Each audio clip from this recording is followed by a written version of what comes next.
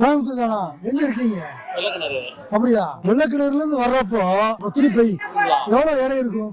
100 gram கூட இருக்காது. சரியா? இதை தூக்கிட்டு வந்துட்டா இந்த பிளாஸ்டிக் கவர் இருக்காதுல்ல, இருக்காது இல்லையா? ஏன்னா பூரா வனவளங்கள் இருக்கிற இடம், மலைப்பகுதிக்கு வர்றீங்க, அதை எடுத்துருங்க. அதுல இருக்கிறத எடுத்து போடுங்க. கோயிலுக்கு வர்றப்போ சுத்தம் இருந்தா தான் நமக்கு எல்லாம் முருகனுடைய அருள் பரிபூர்ணமா கிடைக்கும். எந்த கடவுளா இருந்தாலும் அந்த கோயில் வந்து சுத்தமா இருக்கணும். கோயில் வளாகம், மலைப்பகுதி இது வேற, வனவிலங்குகள் நிறைய நடமாடுற இடம். மருதமலை முருகனை பார்க்க வந்திருக்கீங்க, முருகனுடைய அருள் பரிபூர்ணமா கிடைக்கணும்ல. நாளை இதுல போட்டுக்கு எங்க குப்பை தொட்டி வரிசையா இருக்குது, குப்பை தொட்டியில போடுங்க. ஆமா, இந்த மாதிரி ஏதாவது இருந்தா கூட எடுத்து போட்டோம்னா நம்முடைய முருகனுடைய அருள் நமக்கு கிடைக்கும்.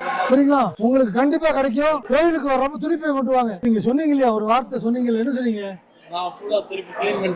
கோயில பூரா சுத்தம் பண்ணிட்டீங்க. எங்க எல்லாம் இருக்கோம் ஒரு குப்பை தொட்டியில. அருமை. நாரை கூட குப்பை தொட்டில போட்டீங்க. இதனாலதான் முருகனாலே அழகு, அழகுனாலே இருந்தா தான் அழகு. விடியோடய செய்வீங்களா? வாழ்த்துக்கள். அந்த முருகனுடைய அருள் உங்க வீடு தேடி கொண்டு வந்து கொடுப்பாரு. வாழ்த்துக்கள். குடும்பம் நல்லா இருக்கட்டும், பரிபூர்ணமான அருள் கிடைக்கும். சுத்தமா யாரெல்லாம் வச்சிருக்காங்களோ சுத்தம் தான் அழகு, அழகுதான் முருகனுக்கு பிடிக்கும். அதனாலதான் வாழ்த்துக்கள்.